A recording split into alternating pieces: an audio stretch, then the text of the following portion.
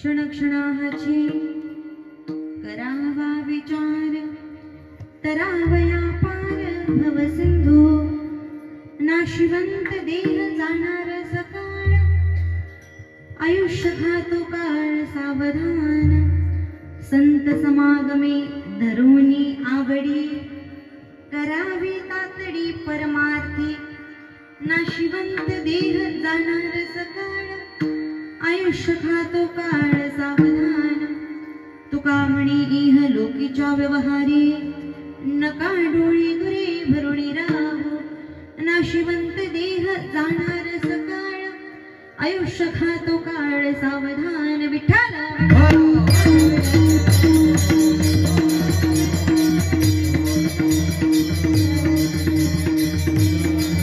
क्षणक्षणाची करावा विचार तरावया पार भवसिंधू नाशिवंत देह जाणार सकाळ आयुष्य खातो काळ सावधान समचरण सरोजं सांगणीला मुदाभं जुगननिहित पाणिं मंडनं मंडनाना तरुण तुळसीमाला कंधरं कंजनेत्रं सदेवधवलहासं विठ्ठलं चिन्तयामि महायोगपीठे तटे भीमरथ्यां वरं पुण्डरीकाय दातु मुनीन्द्रे समागत्य तिष्ठन्तमानन्दकन्दं परब्रह्मलिङ्गं भजे पाण्डुरङ्ग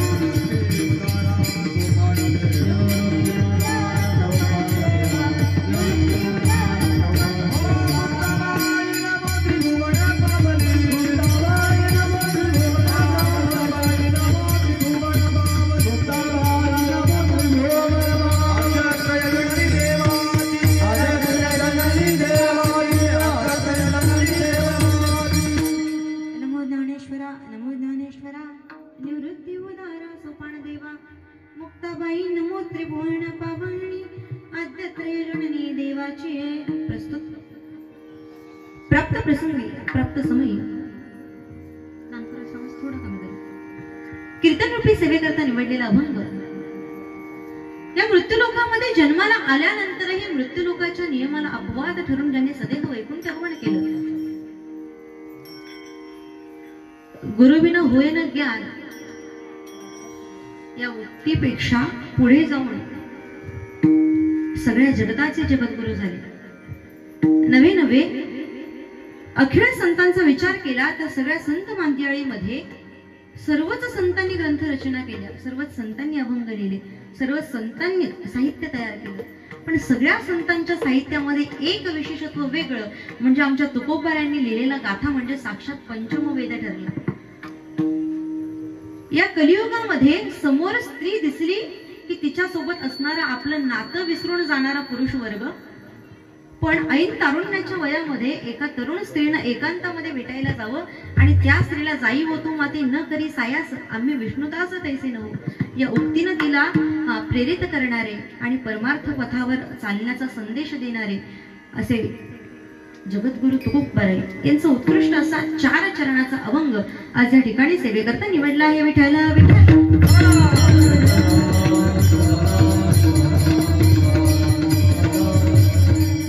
अभंग तुकोबारायांचा आहे, 4 चरणाचा आहे.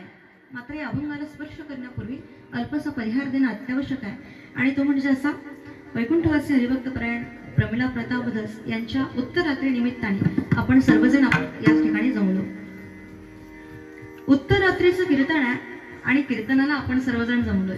बऱ्याचशा लोकांचा ग्रह असेल उत्तरात्रीचं कीर्तन गेलेल्या व्यक्ती करता असतं. कोणा करता असतं उत्तरात्रीचं कीर्तन? कोणा करता? गेले त्यांच्या करता नाही, त्यांच्या करताही आहे पण त्यांच्या योगानं आपल्या करताय. का बरं उत्तरात्रीच्या दिवशी कीर्तन करावं? त्याच्या मागे एक नियम आहे. काही लोकांचा आजकाल समज असा झालाय आधुनिकतेचं युग आहे आणि आधुनिकतेच्या युगामध्ये लोकांचे विचार आधुनिक झाले असं म्हणतात. पण मला वाटतं आधुनिक विचार होण्याच्या ऐवजी आधुनिक विचार मागासलेले झाले असं मला वाटायला लागलं. लोकांचं असं म्हणणं आहे उत्तरात्रीच्या दिवशी, आता पूर्वीच्या काळी मोजून कुठेतरी गावातला एखादा वारकरी असेल तर लोक कीर्तन ठेवायचे. का? कारण लोकांना असं वाटायचं वारकऱ्याच्या उत्तरात्रीला कीर्तन झालं पाहिजे. आजकाल प्रत्येक जण ठेवतात त्यामागे काही लोकांची धारणा अशी असते. काही म्हणतात हो त्यांच्याकडे कीर्तन होतं. का होतं? म्हणजे आलेली पब्लिक नुसती बसून काय करेल म्हणून कीर्तन होतं. पण त्याच्याकरता कीर्तन असतं बरं का. का बरं उत्तरात्रीला कीर्तन केलं जातं? त्याच्या मागे कारण आहे. जो पुण्यात्मा आपल्यामधून निघून गेला स्थूल रूपानं, ती व्यक्ती जरी आपल्यातून निघून गेली असली तरी सूक्ष्म रूपानं 13व्या विधीपर्यंत त्या व्यक्तीचा आपल्यामध्ये वास असतो.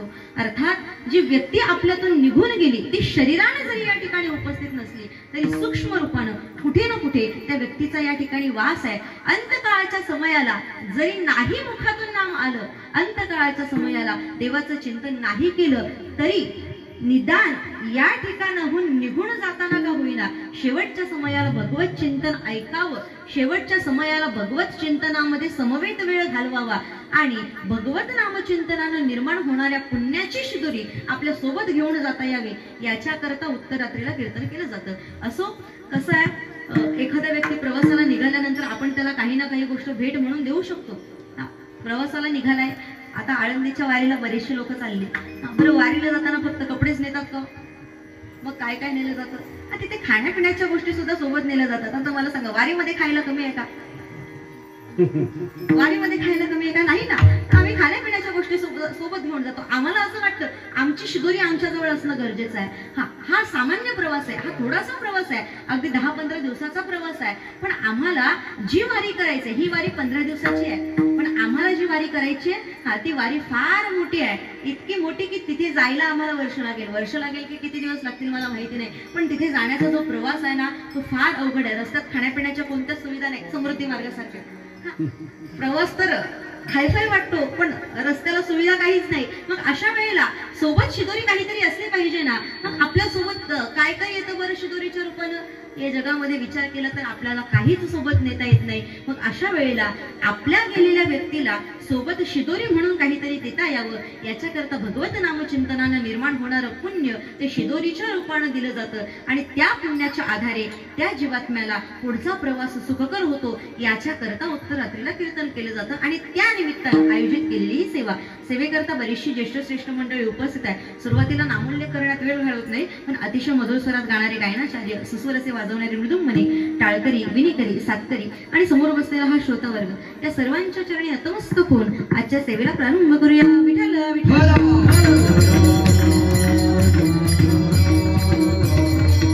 अभंग तुकोबारायांचा आहे. 4 चरणाचा आहे. काय म्हणतात तुकोबा या अभंगामध्ये? क्षण क्षणाची करावा विचार. तुकोबा म्हणतात आम्ही प्रत्येक क्षणाला हाच विचार केला पाहिजे. जेव्हा प्रत्यय एखाद्या ठिकाणी लागतो ना तेव्हा त्या गोष्टीला फार महत्व प्राप्त होतं बरं का. तुकोबा म्हणतात हाची करावा विचार. पण कधी कधी करावा? सकाळी, दुपारी, मग संध्याकाळी करावा का? कधी करावा बरं? आम्ही हाच विचार केला पाहिजे. पण कधी? क्षण क्षणा, प्रत्येक क्षणाला आम्ही हाच विचार केला पाहिजे. कोणता विचार केला पाहिजे? तरावया पार भवसिंधू. आम्हाला या भवसागरातून तरुण जायचंय आणि भवसागरातून एक ना एक दिवस आम्हाला तरुण जायचंय ना, हा विचार आम्ही फक्त अंतकाळच्या समयाला करता कामा नये. आम्ही हा विचार आयुष्यामध्ये उभा ठाकलेला प्रत्येक क्षण या विचारामध्ये भरून काढला पाहिजे. अर्थात प्रत्येक क्षणाला आम्ही विचार केला पाहिजे की आम्हाला हा भवसिंधू तरुण जायचंय. का बरं? तुकोबा जेव्हा लोकांना सांगतात की बाबांनो प्रत्येक क्षणाला तुम्ही हाच विचार करा की एक ना एक दिवस आम्हाला हा भवसागर तरुण जायचंय. लोक फार हुशार आहेत. कसं आहे, फायदा नसेल तर एखादी गोष्ट करायला मागत नाही. काही साधक मंडळी तुकोबा प्रश्न करते, महाराज तुम्ही म्हणता की प्रत्येक क्षणाला भवसिंधू तरुण जाण्याचा विचार करा, पण हा विचार नेमकं करण्यामागचं कारण काय? तर तुकोबा त्यांना सांगतात, बाबांनो हा विचार याच्या करता करा कारण ज्या देहामध्ये आपण वास करतो, जो देह तुम्हा आम्हाला मिळालाय, हा देह कायम या ठिकाणी राहणारा नाही. नाशिवंत देह जाणार सकळ, आयुष्य खातो काळ सावधान. ज्या देहामध्ये आपण वास करतो ना तो देह, त्या देहाचा स्वभाव आहे नाशिवंत. तो देह नाश पावणार आहे. तो कधी जाईल हे सांगता येत नाही. हा सकळ तो कधी ना कधी पडणार आहे आणि म्हणूनच तो कधी पडेल याची आम्हाला शाश्वती देता येणार नाही ना. का बरं? या देहाचं आयुष्य खाण्याकरता, या देहाला घेऊन जाण्याकरता तो काळ जो आहे ना तो टपून बसलेला आहे. आणि का बसू नये त्यानं? त्या काळानं का टपून बसू नये, का घेऊन जाऊ नये? मुळात ज्या देहामध्ये आम्ही वास्तव्य करतो तो देह त्या काळाचा आहे. काळाचा देह आम्हाला परमात्म्यानं दिला कारण या देहानं आम्हाला परमात्म्याला जोडता यावा, परमात्म्याला जोडावा याच्या करता परमात्म्यानं आम्हाला हा देह दिला. आणि म्हणून हा देह कधी पडेल हे आम्हाला कळणार नाही. हा देह कसा जाईल हेही आम्हाला कळणार नाही. म्हणून आयुष्यात उभा ठाकलेल्या प्रत्येक क्षणाला आम्हाला तरुण जाण्याकरता हा देह नाशवंत आहे या गोष्टीचा विचार करून आम्ही त्या परमात्म्याच्या प्रती आवड निर्माण करावी. का बरं?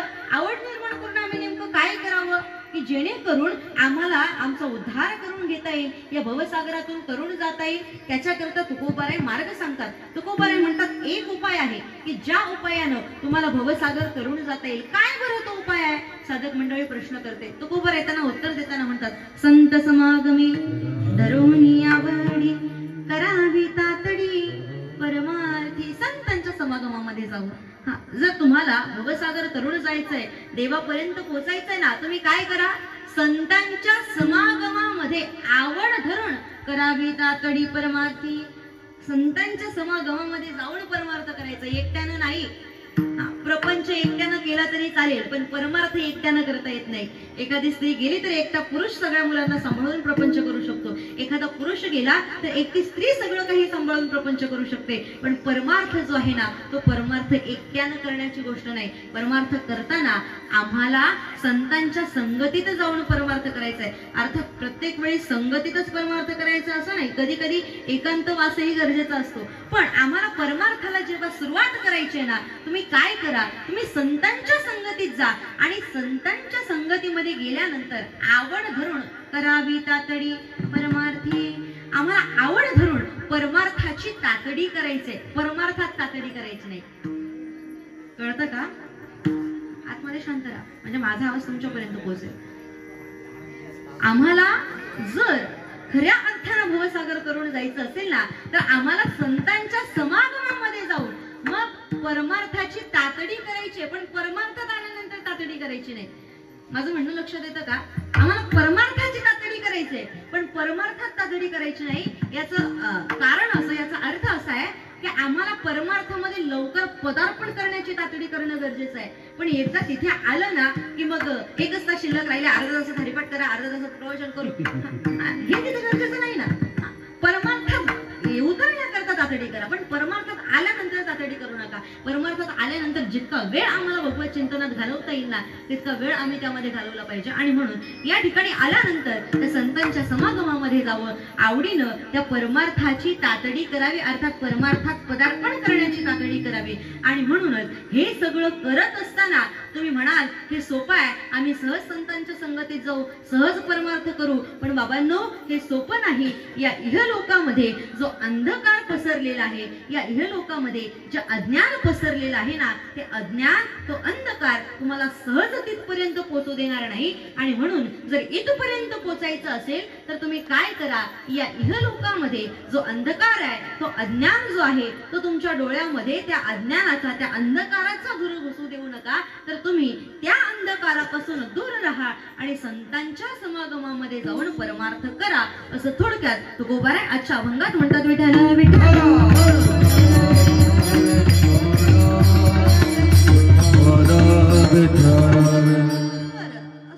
अभंग आहे तुकोबारायांचा. अगदी 4 चरणामध्ये तुकोबाराय सगळ्या जीवनाचं यथार्थ असं सार सांगून देतात. बघा, आयुष्यामध्ये आल्यानंतर प्रत्येक व्यक्ती कोणत्या ना कोणत्या गोष्टीचा विचार करतो. मला सांगा, इथे विचार करत नाही अशी किती माणसं आहेत? आता याच्यावर सुद्धा विचार करण्याची वेळ आहे.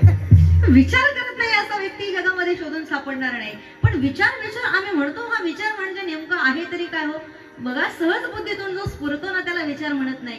एखादा व्यक्ती सहज काही पण म्हणेल, त्याला विचार म्हणतात का? जेव्हा आम्ही विचार मांडतो तेव्हा त्या विचाराला काहीतरी अर्थ असला पाहिजे. जेव्हा आम्ही विचार मांडतो तेव्हा त्या विचाराला काहीतरी दिशा असली पाहिजे. हा ज्यामध्ये प्रत्येक जण कोणत्या ना कोणत्या गोष्टीचा विचार करतो. बरं, किती दिवस करतो? 1 दिवस, 2 दिवस, मग एखादा महिना, 4 महिने? नाही, आमचा विचार हा आयुष्यभर संपत नाही. अहो, जेव्हा अंथरुणामध्ये लोक अंथरुणात खिळून पडतात ना, शेवटची घटिका अशी मोजतात. आता नाक सुद्धा गेलं, कान सुद्धा गेले, सगळं गेलं. आता तोंडातून शब्द उच्चारता येत नाही, ते हातवारे करतात, तो हात उचलत नाही. मग एखादा व्यक्ती हात उचलतो, म्हणतो सगळ्यांनी नीट हा म्हणा. असे देव सुद्धा सांगतात, हा भांडणं करू नका, असं करू नका, तसं करू नका. आमचे विचार त्या क्षणाला, अगदी त्या पायरीपर्यंत आमचे विचार संपत नाही. या जगतामध्ये जन्माला आलेल्या प्रत्येक जीवाला विचार आहे, पण विचार करणं हा ही एक वेगळी पद्धत आहे. का बरं? कशाला म्हणतात विचार? बघा, सहज बुद्धीला स्फुरतो त्याला विकार म्हणतात, पण जो घासून तयार केला जातो ना त्याला विचार म्हणतात. सहज बुद्धीतून स्फुरला जातो तो विकार. आमच्या बुद्धीला काहीही स्फुरण होतं, आम्ही काहीही विचार करतो, पण कोणताही विचार बनत नाही. त्या विचाराला विचार बनण्याकरता त्याच्यामध्ये आचार असणं गरजेचं आहे. विठ्ठल विठ्ठल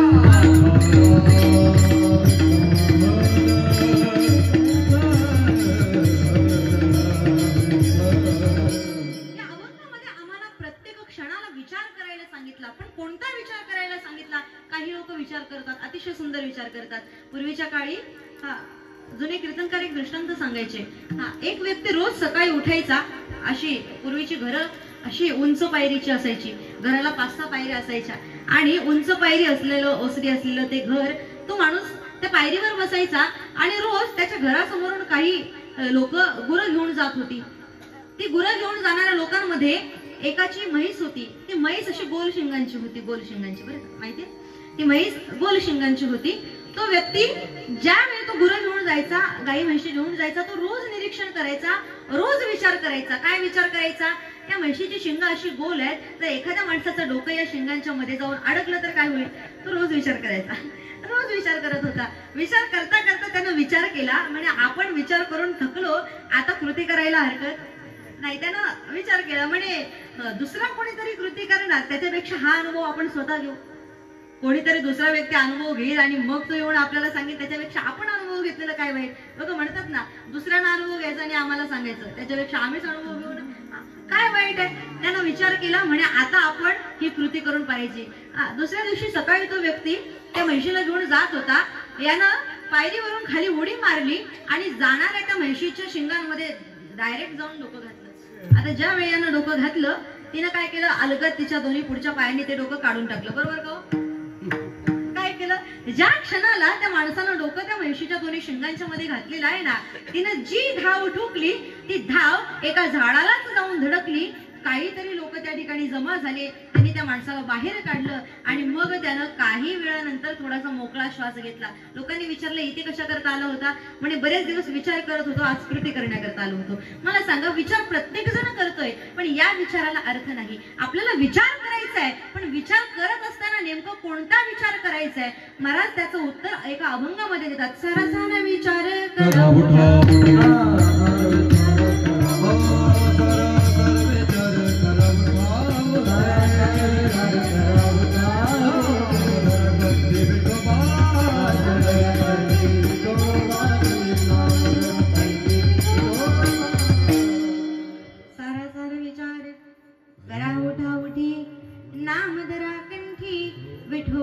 आम्हाला विचार करायचा आहे. त्या विचाराला नाव दिलं सारा सार विचार.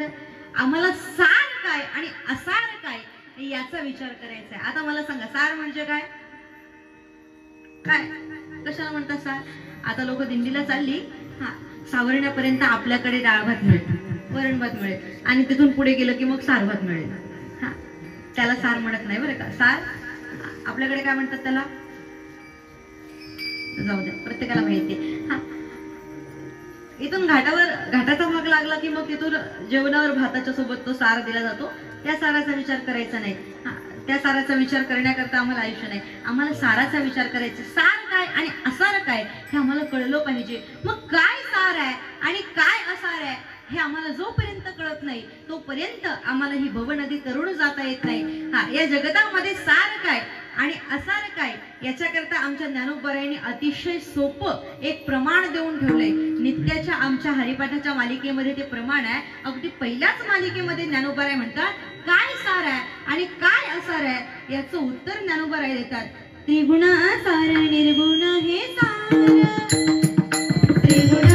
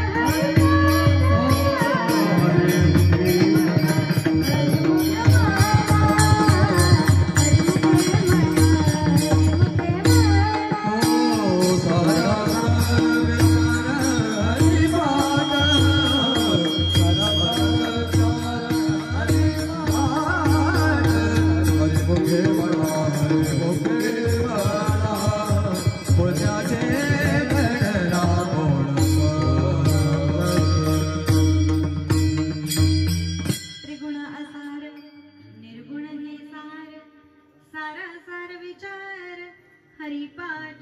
महाराज म्हणतात त्रिगुण जे आहेत ना ते असार आहेत आणि निर्गुण जो आहे तो कसा आहे? कसा आहे? सार आहे. मग आता हे त्रिगुण कोणते आणि निर्गुण कोणता याचा सुद्धा विचार करावा लागेल. त्रिगुण प्रत्येक माणूस जो आहे ना तो 3 रंगामध्ये रंगलेला आहे. या जगतामध्ये प्रत्येकाच्या अंगावर रंग चढलेला आहे. प्रत्येक व्यक्ती या जगामध्ये 3 रंगात रंगलेला आहे. पहिला आहे रजोगुण, दुसरा आहे तमोगुण आणि तिसरा आहे सत्वगुण. गुणांच्या बाबतीत विचार केला तर पहिला विचार रजोगुण, तमोगुण आणि सत्वगुण यांचा येतो, म्हणून हा विचार मांडला. या जगामध्ये प्रत्येकाच्या बुद्धीवर या 3 प्रकारचा रंग चढलेला आहे. काही लोक रजोगुणी आहेत. रजोगुणी आहेत म्हणजे सकाळी उठायचं, कामाला जायचं, कामावरून आल्यानंतर जेवायचं, रात्री झोपायचं, पुन्हा दुसऱ्या दिवशी तोच दिनक्रम, याला म्हणतात रजोगुणी. दुसरा आहे तमोगुण. उठल्यानंतर आंघोळ केली नाही केली, दात घासले नाही घासले तरी चालते, सकाळी उठलं की खायचं, दुपारी झोप काढायची, संध्याकाळी खायचं, परत रात्री झोपायचं, दुसऱ्या दिवशी तोच दिनक्रम, याला म्हणावं तमोगुण. आणि तिसरा आहे सत्वगुण. उठल्या उठल्या देवाचं नामचिंतन करावं, उठल्याबरोबर साधू संत सज्जनांची नावं घ्यावी, उठल्याबरोबर काहीतरी चांगलं काम करावं, लोकांना प्रेमानं बोलावं, याला म्हणतात सत्वगुण. अर्थात प्रत्येक व्यक्ती 3 रंगामध्ये रंगलेला आहे. काहींच्या अंगावर रजोगुण आहे, काहींच्या अंगावर तमोगुण आहे, काही सत्वगुणामध्ये रंगलेला आहे. पण महाराज म्हणतात कोणताही रंग जरी असला तरी तो कोणत्या ना कोणत्या प्रकारामध्ये घातक ठरणार आहे. कारण हे त्रिगुण जे आहेत ना ते असार आहेत, ते कायमस्वरूपी टिकणारे नाहीत, ते कायमस्वरूपी राहणारे नाहीत. पण निर्गुण परमात्मा जो आहे ना तो निर्गुण परमात्मा सार आहे. मग निर्गुण परमात्मा म्हणजे नेमकं कोण हो? कशाला म्हणतात निर्गुण? तर आमच्या संतांनी त्याची सुद्धा व्याख्या करून सांगितली की निर्गुण कशाला म्हणावं. हा, तर ज्याच्या ठिकाणी नाव नाही, ज्याच्या ठिकाणी रंग नाही, ज्याच्या ठिकाणी रूप नाही, ज्याच्या ठिकाणी गुण नाहीत, असं जिथे सगळं संभवत त्याला निर्गुण निराकार असं म्हणतात. विठ्ठल विठ्ठल.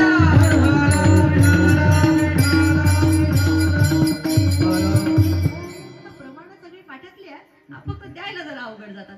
महाराज म्हणतात जिथे रंग रूप नाव असं काहीच संभवत नाही ना, बोलती निर्गुण तयाला,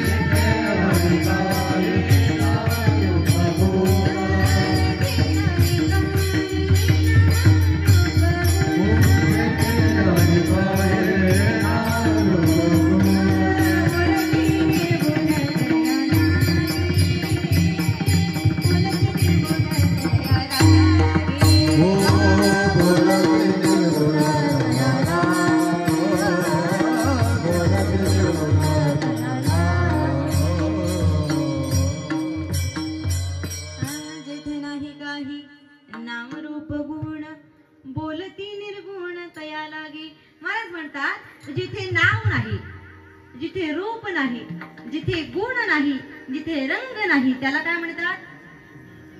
निर्गुण म्हणतात. आता मला सांगा मग कोण आहे बरं निर्गुण? कुठे मिळेल त्याचा पत्ता, त्याचं गाव, त्याचं नाव, त्याचा रंग, तो कसा दिसतो, त्याचा एखादा फोटो? नाही नाही, जो निर्गुण आहे त्या निर्गुण तत्वाच्या ठिकाणी यातली कोणतीच गोष्ट संभवत नाही, कारण त्याला नाव रूप गुण अशी कोणतीच गोष्ट नाही ना. मग जर त्या निर्गुणाचा तो सार आहे आणि त्याचा आम्हाला विचार करायचा आहे, मग तो निर्गुण नेमका आहे तरी कसा, सामावलाय तरी कुठे? तर महाराज म्हणतात तोच निर्गुण निराकार असणारा जो परमात्मा आहे ना, तो निर्गुण निराकार असणारा परमात्मा त्याच्या भक्तांकरता सगुण साकार होतो आणि सगुण साकार होऊन या ठिकाणी येतो. ज्ञानदेव म्हणी ज्योतीची निज ज्योती तेही भुवी मूर्ती विटीवरी. आणि मग असा अव्यक्त रूपामध्ये असणारा परमात्मा, अव्यक्त ते आकारले रूपा आले गुणवंत, मग तो परमात्मा अव्यक्त रूपात असणारा परमात्मा व्यक्त होतो, रूप धारण करतो आणि गुणवंत बनून तो परमात्मा या ठिकाणी येतो. आणि असा जो निर्गुण परमात्मा सगुण साकार होतो ना, त्याचा विचार करावा. विठ्ठल विठ्ठल.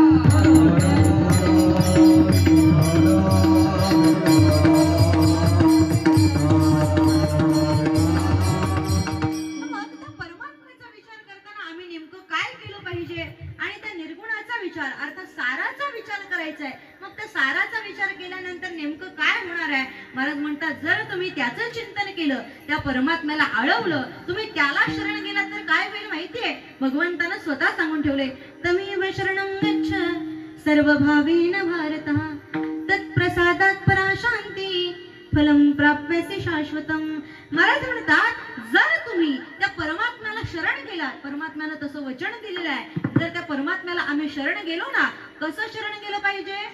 कसं शरण गेलं पाहिजे? सर्व भावेन भारतः. आम्ही सर्व भावानं त्या परमात्म्याला शरण गेलो पाहिजे. जर सर्व भावानं आम्ही त्या परमात्म्याला शरण गेलो ना, तर त्याचा काय फायदा होईल? महाराज म्हणतात तत्प्रसादात पराशांती. आम्हाला तो परमात्मा प्रसाद देईल. काय प्रसाद देईल? काय प्रसाद देईल? चणे, साखरपुड्याने, मग प्रसादीच्या रूपात बनवलेला रवा, मग तो परमात्मा प्रसाद काय देईल?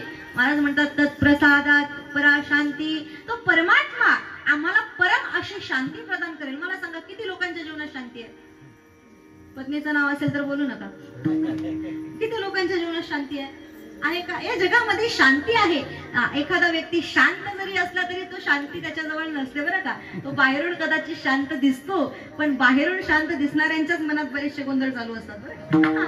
शांती जगामध्ये शांती असेल असा एखादा माणूस शोधून सापडणं अवघड आहे. आम्हाला परमात्म्याचं जर आम्ही स्मरण केलं, आम्ही जर त्या परमात्म्याला शरण गेलो, तर तो परमात्मा जो आहे ना, प्रसाद म्हणून आम्हाला परम अशी शांती प्रदान करेल. तत्प्रसादात पराशांती. मग आणखी काय करेल? फलम प्राप्यासी शाश्वतम, आणि तो परमात्मा आम्हाला फळ सुद्धा दे. त्याची सेवा केलेल्याचं आपण म्हणतो ना, एवढं केलं काहीच फळ फायदा झाला नाही, फायदा झाला नाही, फळ मिळालं नाही, तर आम्ही एखादी गोष्ट करत नाही. मग देवाला शरण जर गेलो तर काही फळ मिळेल का? महाराज म्हणतात नक्कीच मिळेल. काय फळ मिळेल?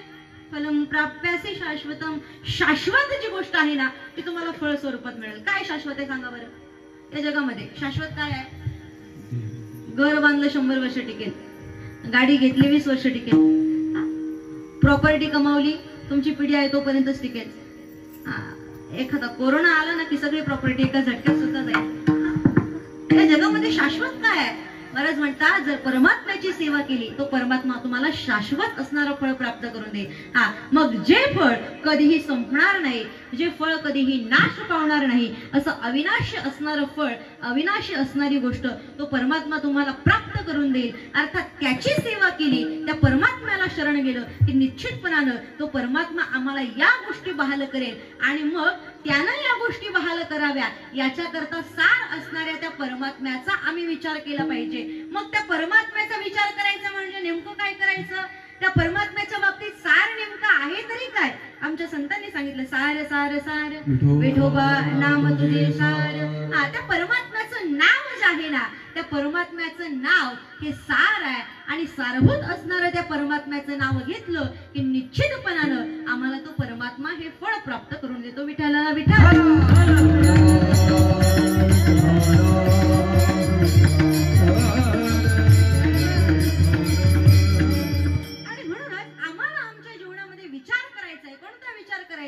आमच्याकरता काय सार आहे आणि काय असार आहे याचा विचार आम्हाला करणं गरजेचं आहे. विषय असा, आम्ही फक्त असाराचा विचार करतो, आम्ही साराचा विचार करत नाही. आम्ही चुकीचं जो आहे जे आहे ना त्याचा आधी विचार करतो, जे बरोबर आहे त्याचा आधी विचार करत नाही. एखाद्या ठिकाणी जायचं असेल ना तरी त्या जाण्यामध्ये नकारात्मक गोष्टी कोणत्यात आम्ही आधी त्याचा विचार करतो, सकारात्मक गोष्टीचा विचार करत नाही. एखाद्याला आणायचंय ना त्याच्या बाबतीत नकारात्मक गोष्टीचा आधी विचार करतो, सकारात्मक गोष्टीचा विचार करत नाही. एखाद्याला जर आपलं नातं जुळवायचंय ना त्याच्याबद्दलच्या नकारात्मक गोष्टी आम्ही आधी विचारात घेतो, सकारात्मक घेत नाही.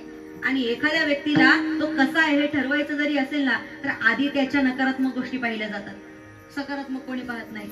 एखाद्याला मोठं करायचंय ना, लोक म्हणत नाही त्याच्याजवळ हे गुण आहेत, पण त्याच्याजवळ असणारा एक दोष घेऊन लोक त्याला नकारात्मक करून त्याच ठिकाणी दाबून मोकळे होतात. अर्थात आम्हाला असाराचा विचार करायचा नाही, आम्हाला साराचा विचार करायचा आहे. जो सार आहे त्या साराचा विचार केला की निश्चितपणानं आम्हाला या जीवनामध्ये आल्यानंतर त्या परमात्म्यापर्यंत पोहोचता येईल. पण त्या साराचा विचार करण्याकरता, आमची बुद्धी तिथपर्यंत जाण्याकरता आधी आमची बुद्धी त्या विचारानं आम्ही कुशल करणं गरजेचं आहे, आणि ती बुद्धी कुशल व्हावी याच्याकरता भगवंताचं नामचिंतन करणं गरजेचं आहे. विठ्ठल विठ्ठल.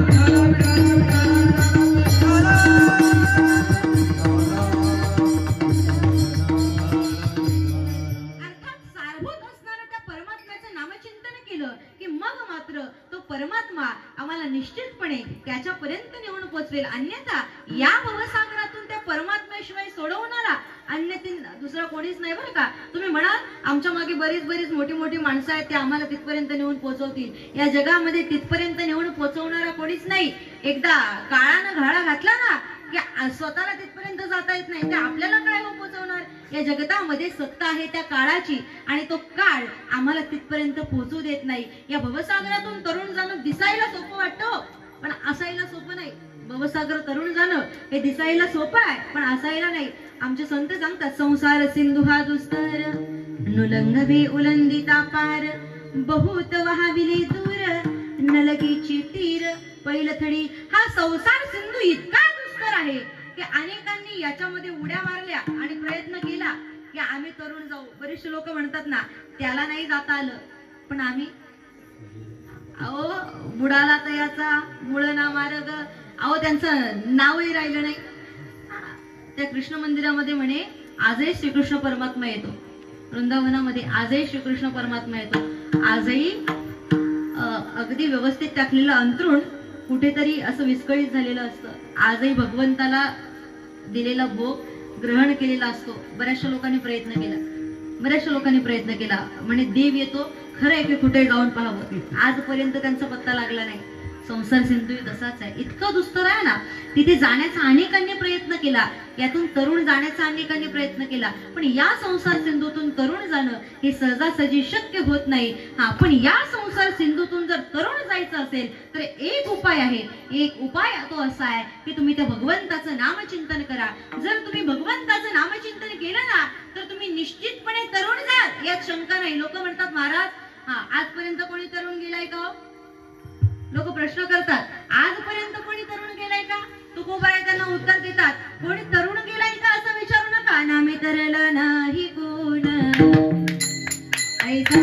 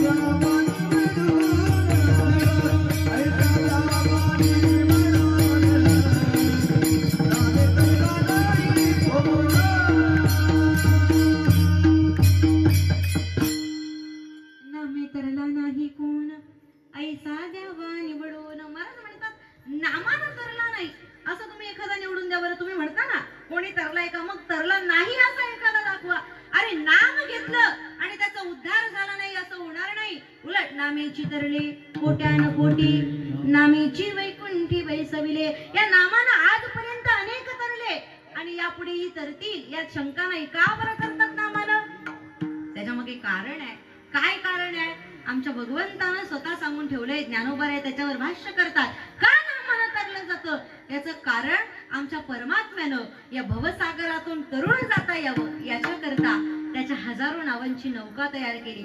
विष्णू सहस्त्रनामामध्ये भगवंताची जी 1000 नावं दिलेली आहेत ना, ती 1000 नावं म्हणजे या भवसागरातून तरुण जाण्याची नौका आहे. भगवंतानं त्याच्या 1000 नावांची नौका तयार केली आणि मला सांगा, नावेमध्ये बसलं आणि आपोआप तरुण गेला असं होतं का? पूर्वीच्या काळचा एक दृष्टांत आहे, अगदी जुना. पूर्वीच्या काळी या बाजून त्या बाजूला जायला नदीवर पूल नसायचे, मग अशा वेळी बोटीनं प्रवास केला जायचा.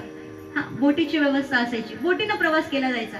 हा, होडीनं, बोटीनं, जहाजेनं काही शब्द वापरायचा तो वापरा, पण तो जहाजेचा, बोटीचा, होडीचा प्रवास असायचा. मग अशा वेळेला जेव्हा आम्हाला त्या जहाजामधून या बाजून त्या बाजूला या तीरावरून पहिल्या तीराला जायचं असेल, हा, तर बोटीत बसलं आणि आपोआप तो पहिल्या तीराला गेला असं होतं का? नावतारी हे साचार माझी बैसले थोर थोर परी तारकी विण परपर समर्थन रण पवती. आता काय झालं, रिमोट कंट्रोलच्या गाड्या आल्या.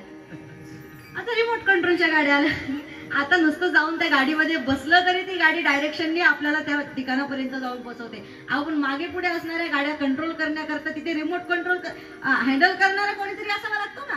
ते आपोआप जाणार आहे का? ते कोणीतरी असणं गरजेचं आहे ना.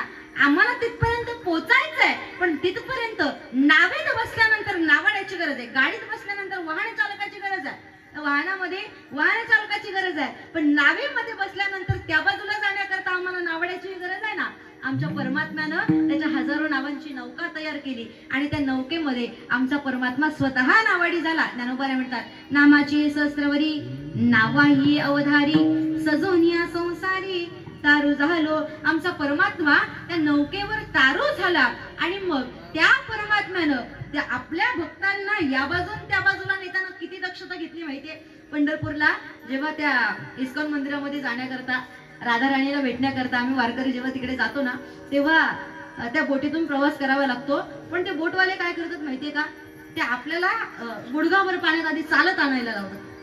ते आपल्याला आपल्याकरता किनाऱ्यावर आणत नाही, ते गुडघावर पाण्यात आम्हाला चालत नेतात आणि मग त्या बोटीत बसलं जातं. बोटीत पाणी जातात, आपणही सगळे पाण्यात भिजतो, फक्त पण गुडघ्यापर्यंत का होईना आम्ही त्या पाण्यामध्ये भिजलो जातो. आमचा परमात्मा इतका कुशल नावाडी आहे ना.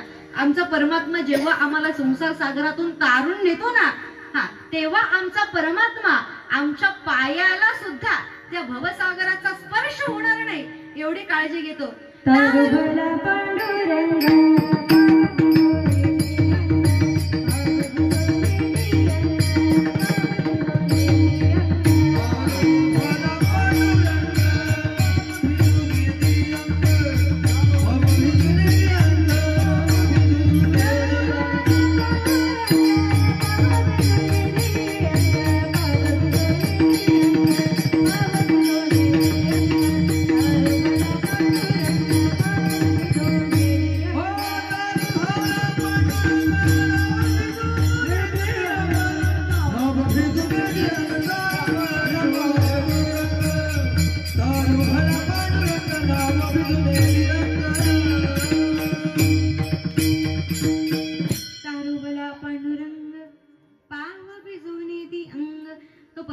किती काळजी घेतो माहितीये?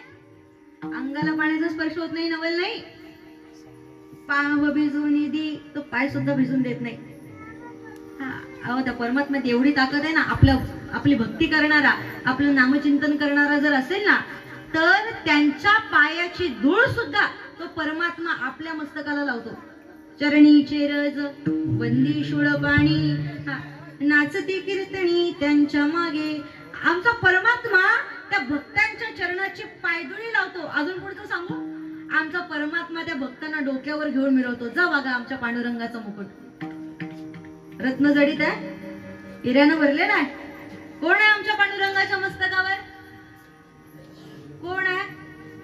अखंड आमच्या परमात्म्याचं नामचिंतन करणारे महादेवजी आमच्या भगवंतानं मस्तकावर धारण केलेले आहेत. आमच्या परमात्म्याला मस्तकावर स्थान दिलं. जर त्या भगवंताचं चिंतन केलं ना, आई वडील लाडात डोक्यावर घेतील तेव्हा घेतील, पण आमचं आणि जरी कितीही आपण त्यांच्याकरता व्यवस्थित केलं तरी ते डोक्यावर घेतीलच यात शंका आहे. पण आमच्या परमात्म्याचं जर नामचिंतन केलं ना, तर आमचा परमात्मा निश्चितपणानं आम्हाला डोक्यावर घेऊन मिरवल्याशिवाय राहणार नाही. आणि म्हणून आमच्या परमात्म्याचं चिंतन करावं, त्या साराचा विचार करावा. जर परमात्म्याचं चिंतन केलं तर निश्चितपणानं तो परमात्मा आम्हाला भवसागरातून तारून नेईल. आणि त्या भवसागरातून तरुण जाण्याचा विचार आम्हाला प्रत्येक क्षणाला करायचा आहे. तो कोबऱ्या अभंगाच्या प्रथम चरणात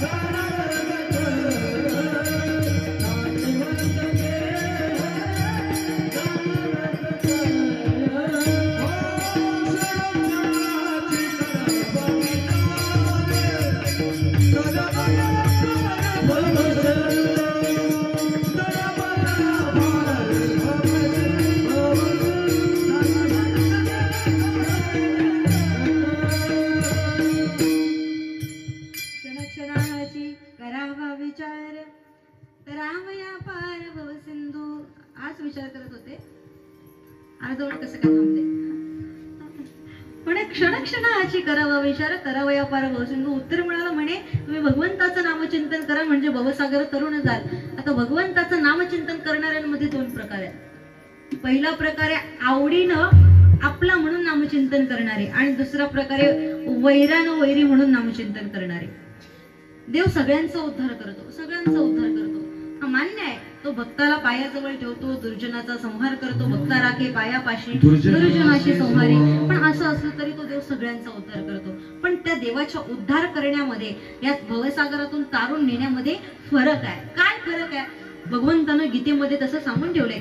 तेषामहं समुद्धता मृत्यू संसार सागरात भवामी न चिरात पार्थ मैयावेशित चेतसाम. मायेनं वेष्टिलेल्या या जगतामध्ये आल्यानंतर परमात्मा प्रत्येकाचा उद्धार करतो. पण भगवंताचं म्हणणं आहे तेषामहं समुद्धरता, त्यांचा मी समान उद्धार करतो. कुठे? मृत्यू संसार सागरात, मृत्यूच्या या संसार सागरामध्ये. पण कोणाचा समान उद्धार करतो? म्हणजे भगवंताचं भजन, भक्ती करतात, जे भगवंताला प्रेमानं शरण येतात, त्यांचा मी समान उद्धार करतो, अन्यांचाही उद्धार करतो. पण त्या उद्धार करण्यामध्ये फरक आहे. भगवंतानं कोणाकोणाचा उद्धार केला? आधी वैरापासून सुरुवात केली म्हणजे बरं होईल.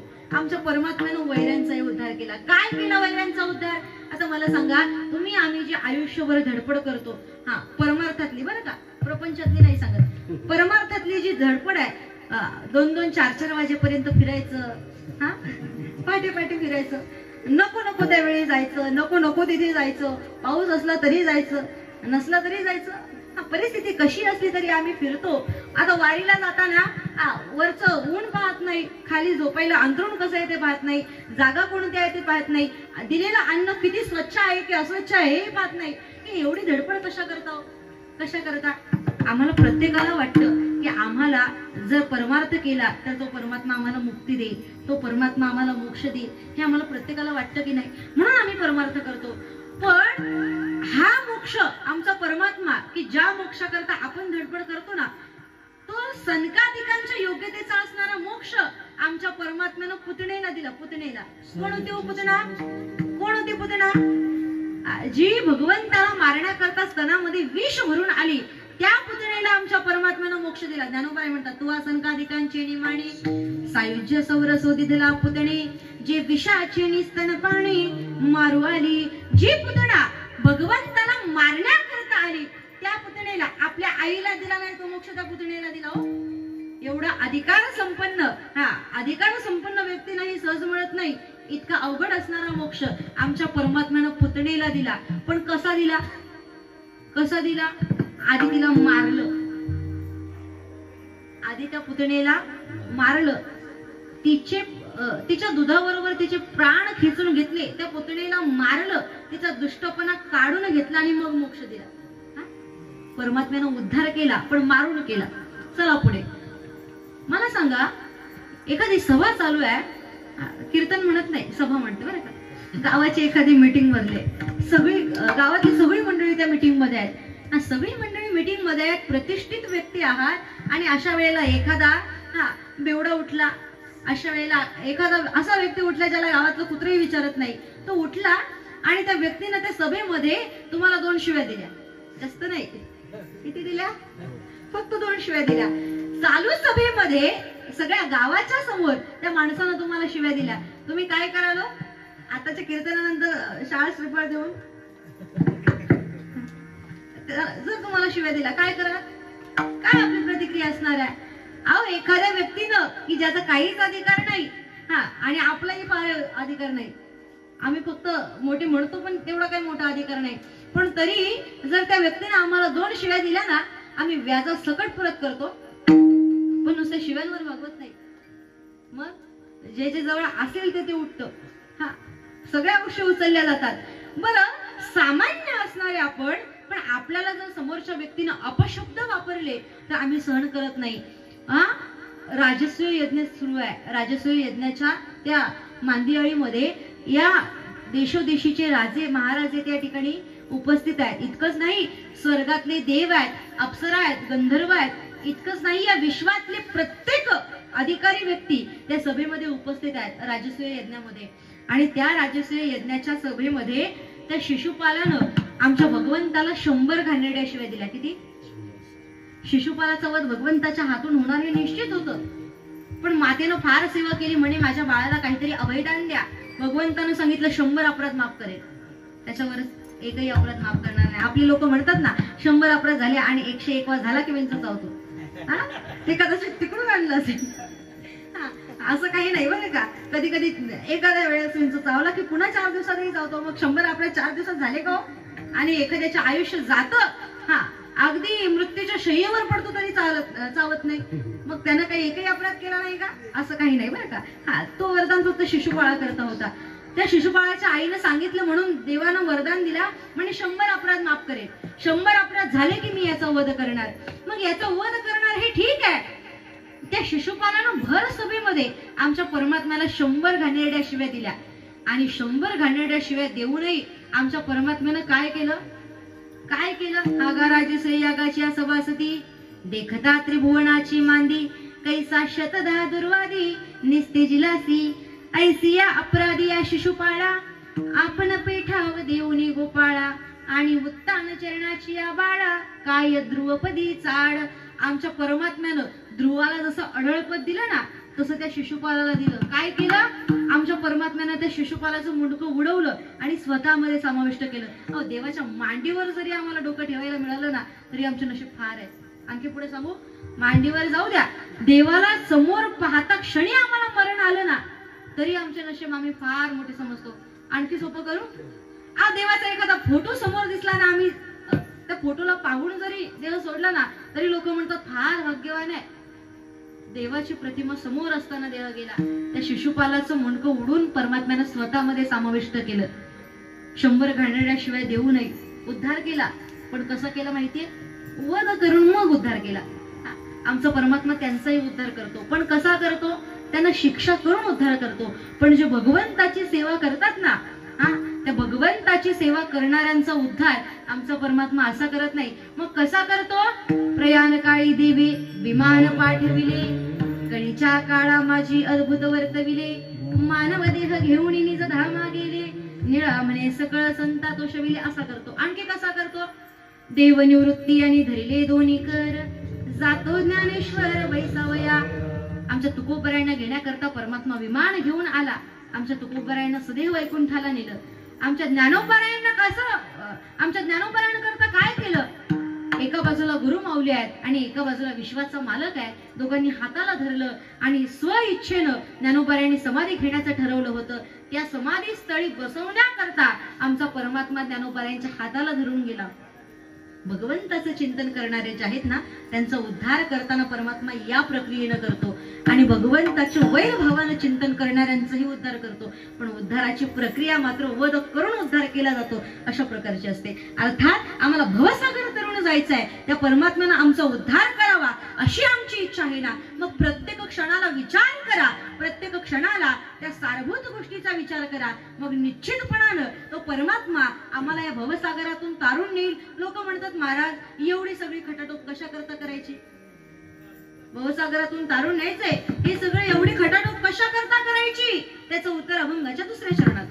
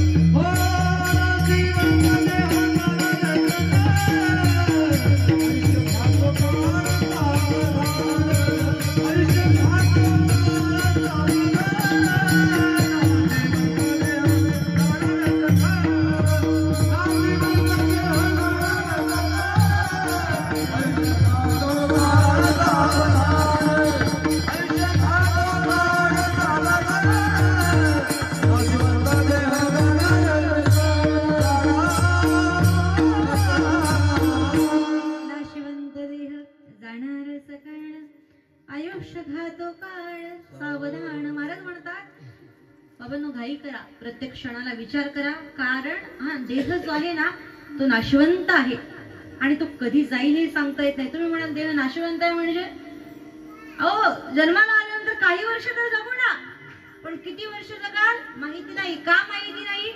कारण हे शरीर नाशिवंत आहे. आणि नाशिवंत नुसतं नाशिवंत आहे असं नाही, नाश पावणं हा या शरीराचा मूळ स्वभाव आहे. का बरं? ज्ञानोबा ज्ञानेश्वरीमध्ये त्याचं वर्णन करतात. आणि शरीर जात आघवे हे नाशिवंत स्वभावे, म्हणून तू अजून जावे पंडू कुमारा. हे शरीर जे आहे ना, शरीर नाशिवंत आहे. शरीराच्या संबंधानं जोडल्या गेलेल्या सगळ्या गोष्टी सुद्धा नाशिवंत आहे. या देहाद्वारे आम्ही बऱ्याच गोष्टी जोडतो. प्रपंच जोडतो, परिवार जोडतो, घरदार जोडतो, संपत्ती जोडतो.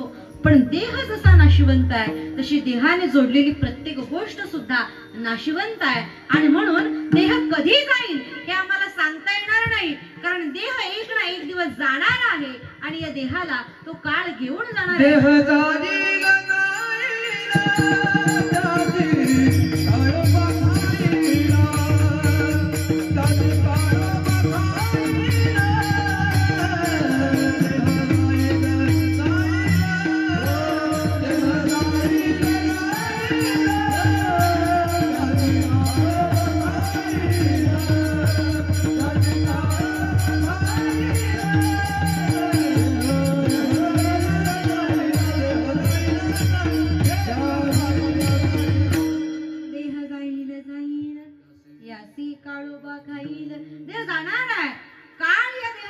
खाणार आहे.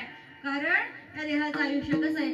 अल्पायुष्य मानव देह शतगणी ते अर्धरात्र खाय, मध्ये बालत्व पिडा रोग क्षय, काय भजनाचे उरले ते पाहे. का प्रमाण प्रत्येकाचे पाठ आहेत. किती प्रमाण द्यावी?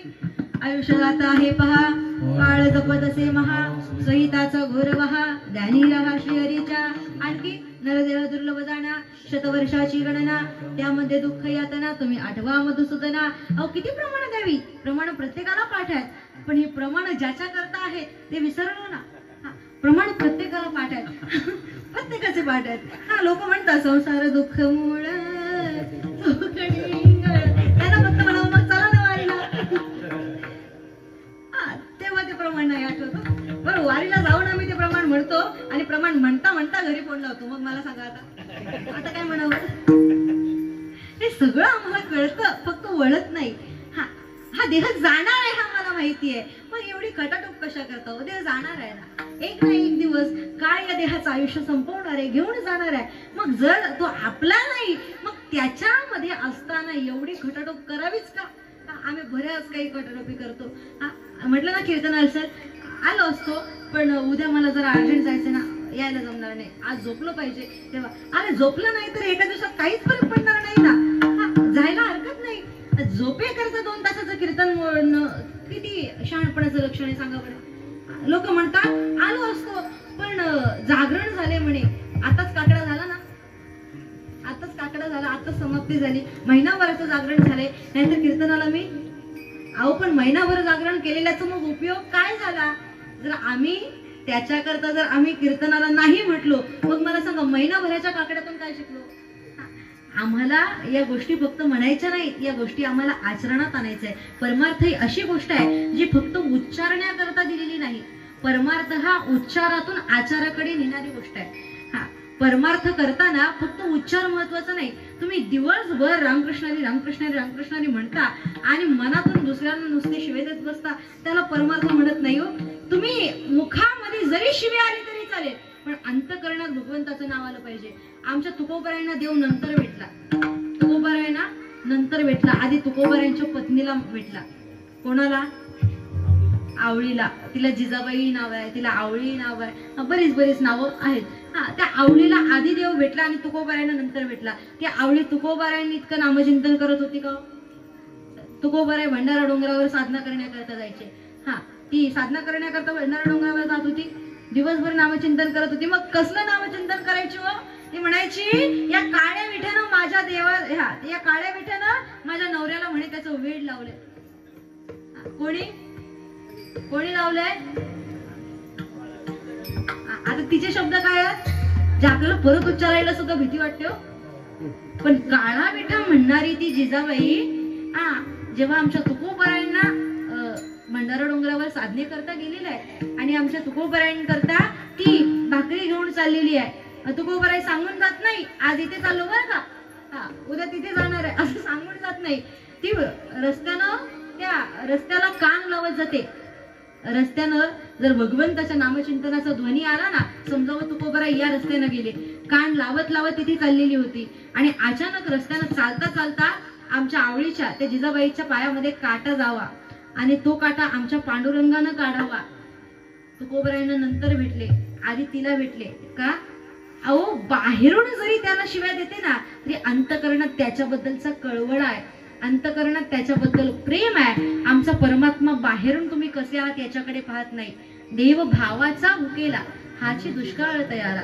त्या देवाला तुमच्या अंतकरणातला भाव प्रिय आहे आणि अंतकरणात जर भाव असेल तर निश्चितपणानं तो परमात्मा आम्हाला भेट देतो. पण त्याच्याकरता आधी अंतकरणात भाव असणं गरजेचं आहे. विठ्ठल विठ्ठल.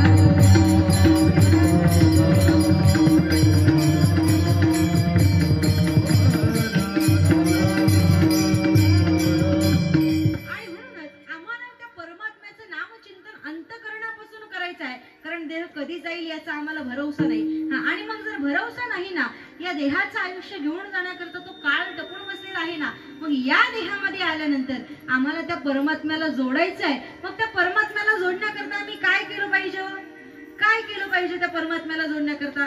महिनाभर काकडा तर केला, पण काकडा करूनही अजून काही तो मिळाला नाही. मग आता काय करायचं? आता वारी आली, वारीला जायचं. वारीला गेल्यानंतर मिळेल का? नाही मिळणार. मग गेलं नाही तरी हरकत नाही ना. आम्ही फक्त म्हणतो तिथे जाऊन सुद्धा तो आम्हाला मिळेलच याची शाश्वती नाही.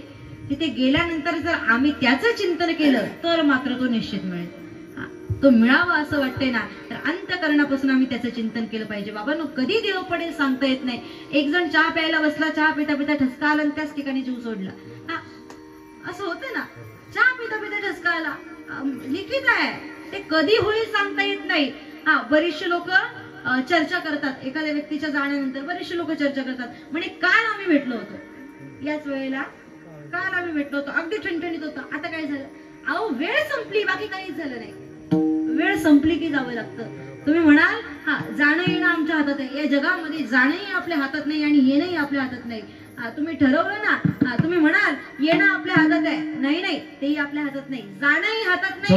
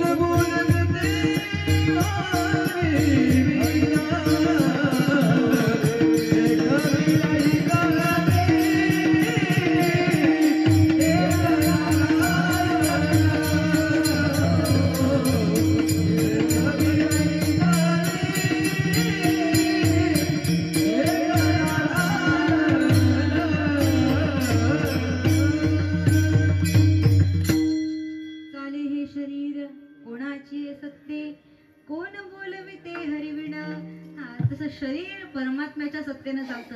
कीर्तनही कदाचित परमात्म्याच्या सत्तेने चाललं असतं, बरं झालं असतं. पण असो, आपल्याला प्रत्येकाला वेळेची मर्यादा आहे. ते घड्याळ वार वार माझ्या समोर येतं, असं प्रत्येक वेळेला ते समोर येतं आणि त्याच्यामुळे फार काही उशीर करता येत नाही. मलाच म्हणतात जसं ते शरीर परमात्म्याच्या सत्तेने चालतं ना, तसं कीर्तन तुमच्या सगळ्यांच्या सत्तेने चालतं ना. म्हणून ते घड्याळाशी मला 3-4 वेळा आधी आतमध्ये येऊन सांगून गेले, म्हणे 11च्या पुढे जायचं नाही.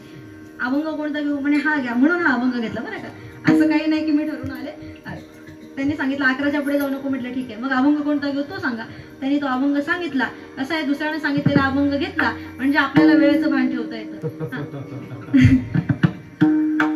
पण कदाचित तसं नाही झालं वाटतं. असो, पण हे शरीर परमात्म्याच्या सत्तेनं चालतं, कारण ते नाशवंत आहे. कधी जाईल हे आम्हाला सांगता येत नाही. आणि म्हणून जेवढं आयुष्य आम्हाला मिळालंय ना, तेवढ्या आयुष्यात आम्हाला त्या परमात्म्याला जोडायचं आहे. काय करायचंय? संत समागमे दरोणी आवडी करावी तातडी परमार्थी.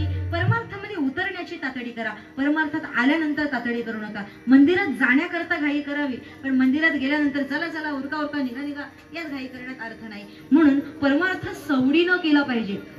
हा परमार्थ जो आहे ना तो सवडीनं केला पाहिजे, आणि तोच परमार्थ सवडीनं करता करता आवडीनंही केला पाहिजे. सवडीनं आणि आवडीनं परमार्थ केला की मग देव सुद्धा आम्हाला आवडीनं जवळ केल्या वाचून राहणार नाही, आणि त्यांना आम्हाला आवडीनं जवळ करावं याच्याकरता आम्ही त्याचं नामचिंतन करावं. पण काय म्हणावं? विठोबा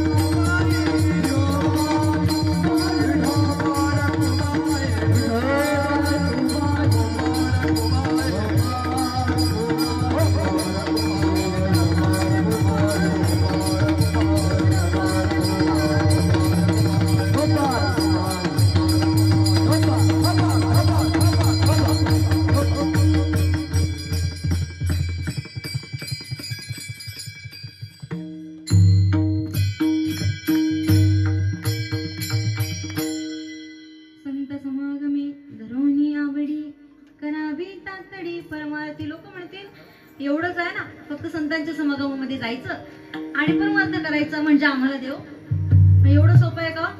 पहिली गोष्ट बहु अवघड आहे संत भेटी. संतांची भेट होणं अवघड आहे. त्यांना कृपा केली तर परी जगाची भेटी, करुणा केली त्यांना कृपा केली म्हणून भेट झाली, पण त्यांची भेट झाल्याशिवाय तो सुद्धा कृपा करणार नाही. हा आम्हाला त्यांना कृपा करावी असं वाटतंय, मग काय करावं? काय करावं? आधी त्यांना शरण जावं, कारण हरिप्राप्तीचे उपाय धरावे संतांचे ते पाय. आता गुंता झाला, त्यानं कृपा केल्याशिवाय हे भेटणार नाही, आणि यांची भेट झाल्याशिवाय तो कृपा करणार नाही. मग या दोन्ही गोष्टी साधाव्या याच्याकरता एकच करा, या इहलोकामध्ये असणारा अज्ञानाचा अंधकाराचा धूर डोळ्यात जाऊ देऊ नका, आणि तो धूर डोळ्यात जाऊ दिला नाही तर ज्ञानाचा उजेड तुमच्या अंतकरणात पसरे, आणि तोच ज्ञानाचा प्रकाश तुम्हाला परमात्म्यापर्यंत पोहोचवेल. अभंगाचा शेवटचा